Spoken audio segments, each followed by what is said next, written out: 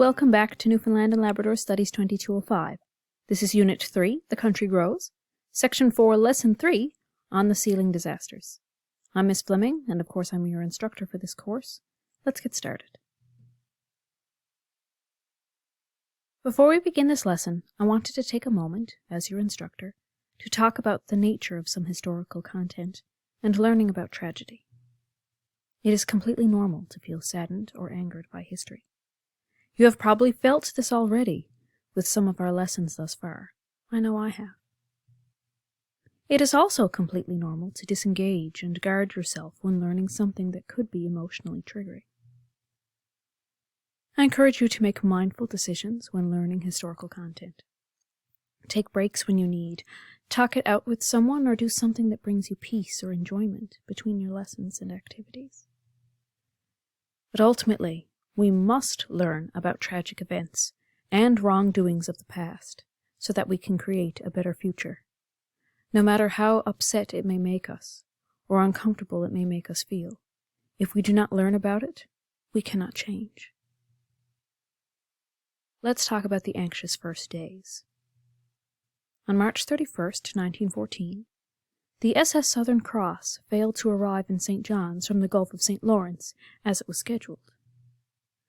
Then, on April 2nd, the public learned that the SS Newfoundland had spent 54 hours stuck in the ice under blizzard conditions. The telegraph office in St. John's was then blocked with people eager for news. If this is difficult to wrap your head around, it's probably because we're so used now to having so much access to communication. The SS Southern Cross did not have a radio by which to get information to and from the telegraph office. Additionally, the SS Newfoundland also did not have a radio system. It was from the ships that were near the SS Newfoundland that the information about it being stuck in the ice was able to be transported. So then the SS Bonaventure, which was with the SS Newfoundland in the same area, it docked in St. John's on April 4th. Hundreds of anxious loved ones were waiting on the waterfront. The ship was carrying the bodies and survivors of the Newfoundland disaster. 77 men had died on the ice from the SS Newfoundland, but only 69 bodies were recovered. One survivor also perished after arriving in St. John's from his injuries. It also became apparent that the SS Southern Cross had sunk off the coast of Trepassey Bay, along with the loss of the entire crew of 174. So there were two tragedies, two separate disasters that just happened to occur at the same time. Now I would like you to pause and reflect. Please pause this video and watch the short film 54 Hours, which is posted below in Brightspace. It tells a sealer's point of view on the SS Newfoundland from a primary source interview completed by author Cassie Brown. If that name sounds familiar, it's because Cassie Brown is the author of the novel Death on the Ice, which she compiled from interviews with sealers. This is a short film. It's not a documentary like the films that we've had thus far in our lessons.